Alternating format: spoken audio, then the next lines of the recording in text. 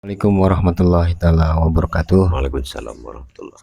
Berjumpa kembali dengan saya Khalifah Haji Suhadi Al-Mauludin yang pada kesempatan kali ini alhamdulillah di channel YouTube Buya Pasaman Timur dalam makom Majelis Zikir Ma'rifatullah kita bisa bersilaturahmi ke makom guru mursyid kita Syekh Nur Muhammad Buya Irwan Maulana Al-Khalidi dalam melanjutkan muzakarah yang kebetulan beliau ada di makomnya yang mana saya dengan tim langsung merapat ke sini. Dengan kita telah hadir beliau, kita sapa dulu beliau. Assalamualaikum warahmatullahi wabarakatuh. Waalaikumsalam warahmatullahi taala wabarakatuh.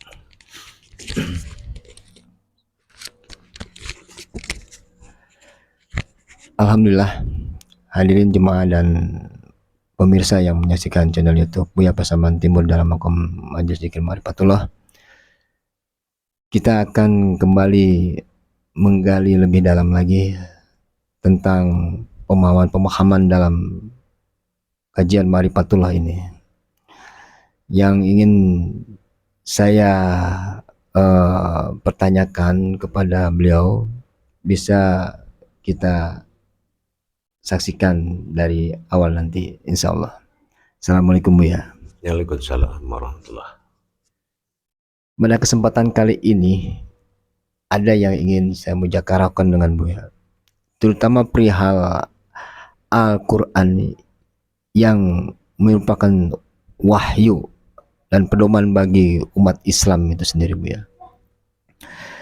Yang mana apabila Al-Quran ini wahyu sudah pasti dia ada realisasi kepada diri kita, terutama bagi yang membacanya atau yang memahaminya. Dalam hal ini yang ingin saya pertanyakan terutama adalah kodrat wahyu itu sendiri seperti apa Buya? Kalau Al-Quran ini merupakan wahyu, dan apa sebenarnya nama wahyu dari Al-Quran itu sendiri? Mohon penjelasannya Buya. Insyaallah. Bismillahirrahmanirrahim. Al-Quran ini dikatakan wahyu karena dia kalamullah. Kalamullah ini dikatakan kalamullah adalah iqra. Katakanlah. Dan huruf bahasa katakanlah itu tidak bisa dilihat. Jadi kepercayaan Allah yang paling tinggi. Kalau seseorang berbicara dengan Allah, terutama Rasulullah, itu dinamakan wahyu. Wahyu itu kalamullah. Kalamullah itu sudah bersifat hakikat yang sebenarnya. Karena mendapatkan kalam dari Allah itu tidak mudah. Jadi hubungan Allah dengan Rasulullah dalam wahyu itu, yang mana diperantarakan oleh Malaikatul Jibril. Disebut wahyu adalah dalam bahasa ayat suci. Nah, wahyu ini tidak terikat dengan kata-kata. Artinya katakanlah, bacalah, imanilah, yakinilah, itu tasdik, mengandung satu makna yang banyak. Nah, potensinya adalah kalamullah. Itu tingkat wahyunya kalamullah. Seperti itu. Lalu dalam hal turunnya wahyu ini Buya, ini yang ingin saya ketahui lebih jauh lagi. Mengapa Allah harus melalui perantara Jibril gitu ya? Bukankah hubungan Allah dengan Rasulullah itu sudah sedemikian dekat ya Buya? Mohon petunjuk ya Buya. Ya, Allah dengan sifat qiyamuhu binafsihinya, dia adalah bersifat tauhid. Tauhid itu adalah perantara, yang mana perantara itu adalah pertama Malaikatul Jibril. Malaikat itu adalah cahayanya Allah. Dan dia tidak terbuat dari apapun, tapi dia terbuat dari cahaya Allah. Nah, sementara Rasulullah adalah nurnya Allah. Begitu. Jadi makanya perantara Jibril. Nah, kenapa kan namanya Nurullah? Nah, seperti orang tidak pernah melihat Allah juga tidak pernah melihat Rasulullah. Nah, inilah yang dikatakan nurnya Allah. Nah, sementara Jibril ada satu wujud malaikat yang berasal dari nurnya juga. Nah, begitu. Makanya perantara Jibril. Kalau dikatakan Al-Quran ini wahyu, sudah pasti akan ada realisasinya ke diri seseorang, Bu ya. Nah, untuk bisa atau memahami reaksi wahyu kepada diri ini seperti apa, Bu ya? Pertama kita harus mengkaji dulu, yaitu potensinya wahyu ini. Karena semua huruf itu, hijaiyah terutama dalam juz amma sebagai amalan umat, ya, itu semua huruf berasal dari tidak ada menjadi ada.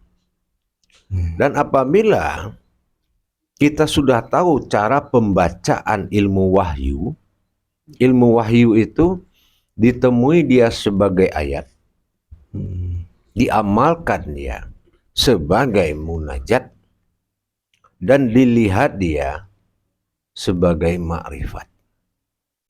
Nah, dan dia bisa hilang.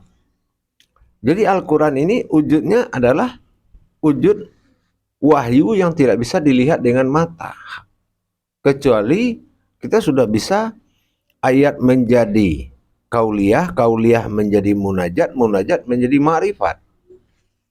Nah, itu baru kita tahu potensi wahyunya. Contohnya alif, bagaimana proses hilang dalam ba. Tapi apabila kita gali potensi itu, kita akan melihat lagi dan bisa muncul alif itu pada kodratnya yang asli. Kalau ba itu adalah bara atau batin mutlak, dilambangkan seperti itu ada maknanya. Dan kalau dikaji dia akan hilang. Sama dengan titik, begitu juga. Nah, menandakan itu dari wahyu. Begitu. Jadi tidak mungkin ada realisasi kepada diri seseorang kalau semua itu tidak dikaji terlebih dahulu, ya. Betul. Lalu wahyu-wahyu ini, ya, ini kan pasti kan prosesnya bertahap turunnya. Pasti ada maksud di situ. Kenapa harus ada tahapan-tahapan seperti itu, Bu ya? Sebenarnya kan tinggal langsung aja semua gitu kan, Bu ya. Mohon penjelasannya, Bu ya. Sebetulnya di sini adalah sifat milahnya Allah. Milahnya itu Allah memperkenalkan dirinya pada hakikat Muhammad, ya. Jadi Allah memperkenalkan dirinya, Al-Quran itu adalah hakikat Allah dan Muhammad. Bagaimana memperkenalkan zatnya Allah dan sifatnya Allah. Nah, makanya Al-Quran itu dikatakan wahyu kalau kita sudah bisa mentadaburnya. Nah, tapi kalau dia masih berupa ayat, belum dia berupa kauliyah, apalagi berupa munajat, dibaca dengan rohani, belum, itu susah kita memahami makna wahyu tadi. Nah, jadi Alkitab itu lauh mahfuz, itu pertanda yang dinyatakan, gitu, ya, pertanda yang dinyatakan, bukan aslinya seperti itu, gitu. Jadi dengan kita memahami sebenarnya apa Al-Quran melalui kajian-kajian dan pemahaman yang kita dapatkan dari sebuah kajian lah, katakanlah seperti itu, kita pun akan memahami, akan tahu sendiri bahwa Al-Quran itu yang sebenarnya apa. Dan saya ada sedikit yang saya baca, Bu ya, dalam surat Al-Ankabut ayat 49 kalau tidak salah. Di situ dinyatakan sebenarnya Al-Quran itu adalah ayat yang bergerak di dalam dada orang yang beriman. Ayat ini yang dikatakan ayat suci atau wahyu, Bu ya? Pengertian di dalam surat Ankabut ini, Bu ya? Ya, maknanya adalah menggerakkan ayat atau menggerakkan wahyu itu beda dengan kita membaca surat.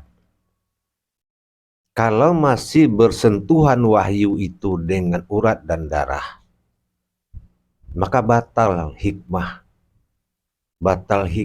pada diri seseorang. Oh, Kalau ayat itu bersentuhan, makanya kita harus tahu bagaimana cara membaca, dari mana ayat ini datang dan kemana ayat ini kembali. Nah, itu tajalli rububiyahnya. Nah, itu yang kita harus tahu. Jadi bukan kita membaca seperti surat-surat biasa ya, tapi kalau Al-Quran itu dia tajalliullah, dibaca dari Allah dan kembali kepada Allah. Nah, di situ baru ada pahala, baru ada iman, baru ada ilmu. Tapi sesuai dengan Al-Baqarah ayat 2, bahwasanya di situ zalikal kitabul la raiba fihi hudal lil muttaqin. Kalau kita sudah mutakin, sudah benar-benar memiliki ilmu ketakwaan dan derajat kita sudah mutakin, itu baru kita bisa ngerti. Kalau tidak dia akan jadi surat. Begitu. Memahami ini berarti secara otomatis menaikkan derajat ya, Bu ya? Sudah pasti. Lalu bagaimana kaitan dengan perjalanan pentajalian itu sehingga kita bisa memahami ayat suci yang bergerak itu, Bu ya? Ini proses untuk mencapai ke arah situ itu seperti apa, Bu ya, garis besarnya lah? Ya. Jadi begini. Setelah kita mengerti cara membaca wahyu, kalau kita melihat alif, itu bukanlah alif yang terlihat. Sesungguhnya kodrat yang sebenarnya. Kalau kita lihat ba, bukan ba yang terlihat. Tapi kalau kita tahu ba itu apa, itulah yang sebenarnya. Apakah mata batin kita sudah tahu makna hakikat yang tersirat di dalam huruf itu, sehingga itulah yang menjadi kodrat bagi diri kita. Contoh alif. Nah, alif ini nama apa? Ya kan? Nah, jadi kita harus melihat dulu potensi yang ada dalam alif sehingga dia memunculkan namanya alif. Terus kita lihat huruf ba, apa potensi yang ada dalam huruf ba, itu makanya namanya ba.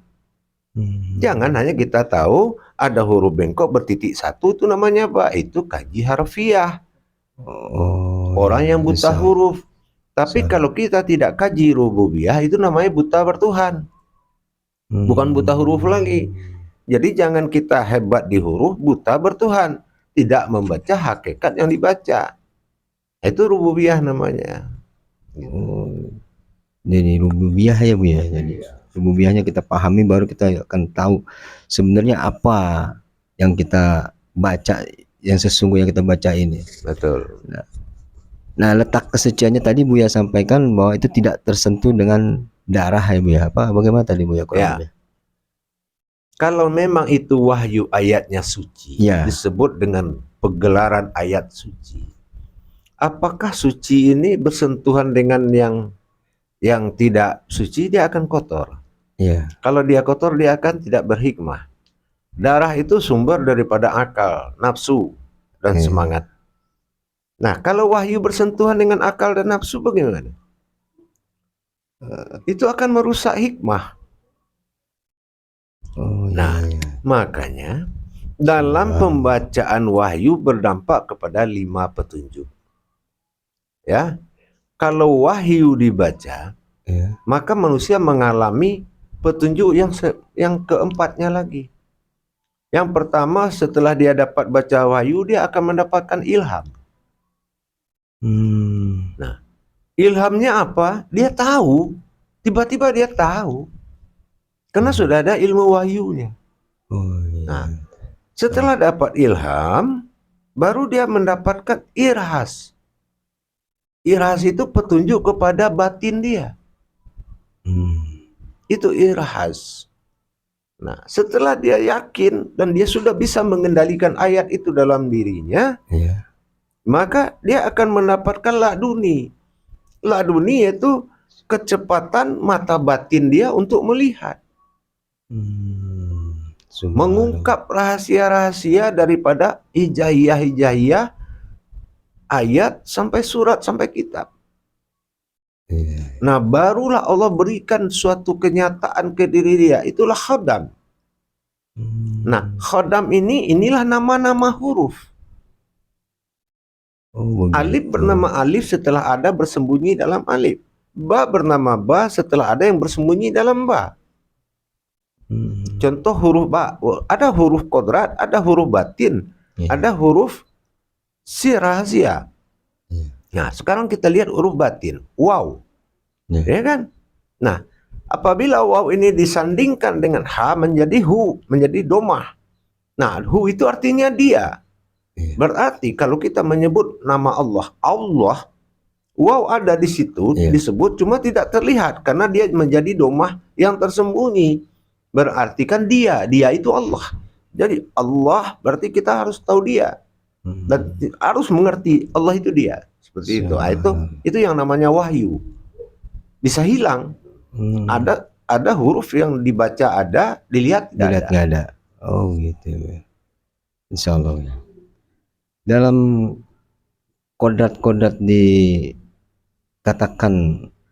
pada Al-Quran ini Bu ya, terutama dalam wahyu ini, seperti tadi Bu ya sampaikan bahwasannya menjadi ayat suci ini kan dasarnya sesuatu yang tidak tersentuh dengan yang batil lah, katakanlah seperti itu kalau menurut saya.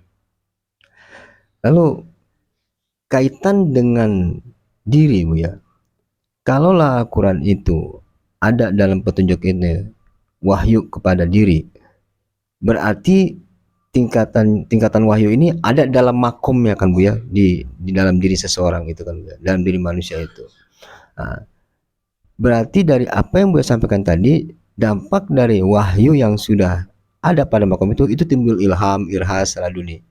Nah, kalau di jalan-jalan seperti ini Bu ya, untuk mendapatkan wahyu selain tadi Bu ya sampaikan kita memahami rububiyahnya atau hakikat-hakikatnya, apakah masih ada jalan lain untuk mencapai ke sana Bu ya, selain yang tadi Bu ya sampaikan kita harus paham rububiyahnya terutama hakikatnya gitu? Apa memang hanya itu yang jalan yang harus dilakukan? Nah, disinilah kita harus tahu ada kalimah, ada kalimah. Kan kalimah, kalam itu. Ada bernama kalimah. Di dalam kalimah ada kulimah. Kulimah ini adalah zat saripatinya ayat ini tadi. Saripatinya Muhammad.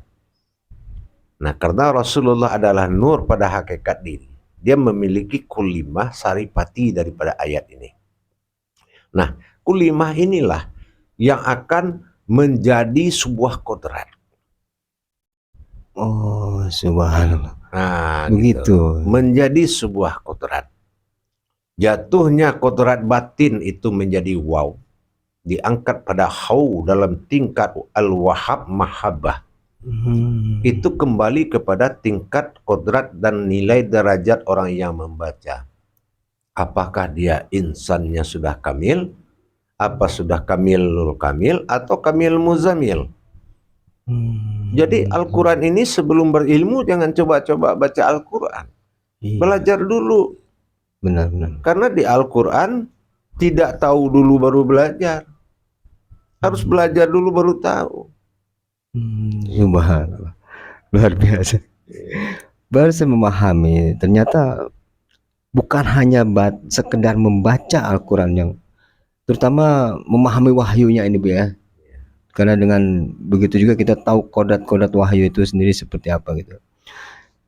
Di turunnya wahyu ini Bu ya, ini kan kejadiannya sama ketika Rasulullah itu kan dalam proses Isra Mi'raj. Nah, yang ingin saya pertanyakan dalam kaitannya dengan keadaan turunnya wahyu ini Bu ya, ini di fase Rasulullah Isra Mi'raj, pada hakikatnya itu Isra Mi'raj ini seperti apa, Bu? Yang ingin kita ketahui lebih dalam lagi nih, Bu ya. Ya, kita sudah tahu Rasulullah itu menjemput penyempurnaan kodrat diri dia, sehingga dia tidak bisa baca Al-Quran. 33 pertama wahyu Allah pada sifat nazirnya alif. Iya. Dia berikan bergetar tubuhnya Rasulullah, masuk sir rahasia Allah. 33 kedua, masuk wahyu kedua, bergetar pada an-nazir, rahasia pada batinnya. Iya. 33 ketiga, diantarkan lagi wahyu pada alam. Sehingga maujudullah itu mim ha mim dal. Subhanallah. Menjadi kurangnya nilai jumlah 6.666 ayat. Menjadi mim ha mim dal. Kalau dilengkapkan mim itu huruf berapa dalam hijaiyah, Iya. cari suratnya. Ha, begitu juga. Huruf keberapa, cari suratnya. Berapa nilai suratnya. Begitu juga. Mim, cari lagi. Huruf keberapa, surat keberapa, ayat berapa, sampai dal. Maka akan lengkap di 6.666.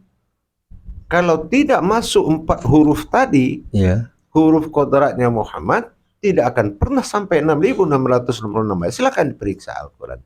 Oh, ya, Nah, seperti itu. dari huruf mim ha mim dal, dicari mim nih urutan keberapa, disitulah suratnya. Nah, urutan keberapa tambah nilai surat, jumlah surat. Jumlah surat ya. Urutan keberapa tambah jumlah surat. Oh, Nah, itu 4 huruf ini nanti dijumlahkan. jumlah semuanya. Nah, Hasilnya itulah sisa dari yang itulah sisa dari kekurangan 6.666 tadi. oh, subhanallah. Nah, sementara mim ini apa, ha itu apa, dal itu apa? Itu kan Muhammad. Ya. Nah, Muhammad ini maujudnya apa? Nur Allah. Nah, karena terlihat, makanya dinamakan Nur Kasiyah. Nur Kasiyah itulah nama wahyu Al-Quran, yaitu nur yang diperlihatkan. Nah, kenapa warnanya hitam? Hitam itu dalam rangka Isra al-Ma'rifah. Itu tanda ma'rifat. Ain harus terlihat dengan ma'rifat. Makanya Al-Quran. Oh, Nah, begitu. Maka tulisannya hitam. Tapi kalau dikaji dia putih warnanya. Iya. Kalau dilenyapkan, ditadabur, dilenyapkan, dipanggil dengan mata batin, dia akan berwarna putih. Nah, itu Nur Kasiyah. Nah, seperti titik. Nama wahyunya Nur Kasiyah berarti. Nama wahyunya Nur Kasiyah. Nah, gitu. Itu seluruh huruf itu berasal dari Nur Kasiyah. Nah, itu penampakan atau khodamnya Allah. Nah, itu yang dinamakan Lauh Mahfuz. Iya, yang itu Lauh Mahfuz yang itu. sekarang dibaca nih. Nah, itu. Cuman hanya bisa baca aja. Nah, itu. Jadi sebenarnya harus lebih. Itu dia jatuh menjadi ayat. Karena apa? Iqra itu kembali kepada 3 tempat. Nah, suratul ayatul minal kitab, kauliyah namanya. Iya. Kalau jatuh ke alam, suratul ayatul minal am, kalam namanya, Al-Qur'annya. Nah, itu suratul ayatul minan nas, jatuh ke diri manusia, itu kauniyah namanya, batin, bahasa batin. Itu bahasa rohani atau ma'rifat, bahasa tanpa ayat. Bahasa tanpa ayat. Nah, gitu. Insyaallah ya. Alhamdulillah ya. Subhanallah. Jadi saat ini memang keinginan tawan saya mendalami lagi dengan apa yang pernah saya dapatkan dari kajian-kajian terdahulu ya. Dan ternyata seperti itulah proses kejadian dari wahyu itu turun kepada Rasulullah dan kenapa menjadi ada pada diri, dan ternyata kenapa tidak ada 666. Rupanya sisanya itu ada di diri. Iya, betul. Insyaallah ya. Nah, begitulah. Apalagi dalam pembacaan wahyu. Ya. Kalau wahyu itu saya bilang tadi bersentuhan dengan urat dan darah, maka batal hikmah. Tidak ada hidayahnya buat kita. Tidak ada hikmahnya. Nah, maka cara pembacaannya wahyu yang berasal dari wahyu, itu cara pembacaan seseorang harus melihat datang ayat dari hati, dari qalbi, digerakkan oleh jantung, disuarakan oleh mulut. Titik tiga, itu gitu. namanya rububiyah. Insyaallah. Nah, kalau dia tidak melihat ayat itu datang dari hati dan digerakkan oleh jantung terus tidak dan disuarakan oleh mulut, maka dia merasa dia yang menyuarakan. Nah, di sini batal hikmah. Oh begitu. Gitu. Jadi pembacaan wahyu itu karena wahyu ayat suci. Gitu. Insyaallah. Gitu ya. Alhamdulillah ya. Samping wawasan tadi saya dapati ada ilmu juga di sini. Rupanya dalam membaca ayat suci itu ternyata seperti yang Buya sampaikan keilmuannya tadi, harus dilihat ayat itu dari kolbi menuju ke jantung dan disuarakan oleh mulut ya Buya. Ya, subhanallah. Alhamdulillah rekan-rekan jemaah dan para pemirsa yang menyaksikan channel YouTube Buya Pasaman Timur dalam makom Majelis Zikir Ma'rifatullah. Tadi sama-sama kita simak penjelasan dari guru mursyid kita Syekh Nur Muhammad bin Irwan Maulana Al-Khalidi tentang kajian mengapa dikatakan Al-Quran itu qodat atau wahyu, dan juga mengenai ayat suci itu sendiri, dikatakan ayat suci itu sendiri seperti apa, dan sampai kita bagaimana cara membaca ayat suci itu sendiri yang sebenarnya. Alhamdulillah pada kesempatan kali ini kita mendapatkan wawasan di samping juga keilmuan, insyaallah. Namun karena ya terbatasan waktu itulah yang jadi trouble kita, kan memang ada durasinya yang memang sudah dijatah lah, katakanlah seperti itu. Tapi tidak lebih, semoga apa yang didapatkan tadi menjadi ilmu yang bermanfaat bagi kita semua sebagai modal bahan kita untuk mencapai ibadah dan amaliah kita selama menjalankan kehidupan ini. Namun sebelum kita tutup, seperti biasa, kiranya kita mohon nasihat dan pesan dari guru mursyid kita, terutama bagi saya dan bagi pemirsa sekalian dan jemaah yang menyaksikan channel YouTube ini. Silakan Bu. Insyaallah, bismillah. Pesan amanah saya kepada kita yang beribadah kepada Allah, sesungguhnya kita harus bisa membedakan mana yang amanah, mana yang wahyu, mana yang kitab. Jadi kalau kita sudah bisa membedakan, Al-Quran itu adalah wahyu yang bisa merubah manusia. Tetapi manusia tidak akan mampu merubah Al-Quran. Jadi janganlah samakan Al-Quran ini dengan kitab amanah. Kalau kitab amanah seperti Zabur, Taurat, dan Injil adalah kitab yang bisa dikuasai oleh manusia dan berbahasa manusia. Tidak ada bahasa ketuhanannya. Nah, jadi di sini meskipun itu amanah, tapi amanah juga ada dalam Al-Quran. Nah, tapi orang yang mengerti Al-Quran adalah orang yang telah aman di dalam belajar. Jadi tingkatkanlah ilmu tadabbur Qurannya sampai kita menjadi orang yang amanah dan aman dalam pemahaman Al-Quran. Insyaallah ya. Demikianlah tadi pemirsa dan jemaah yang dirahmati Allah, pesan dan nasihat dari guru mursyid kita Syekh Nur Muhammad bin Irwan Maulana. Semoga menjadi sebuah hikmah yang membuat kita atau menjadi motivasi juga bagi kita dalam menjalankan ibadah dan beramal soleh.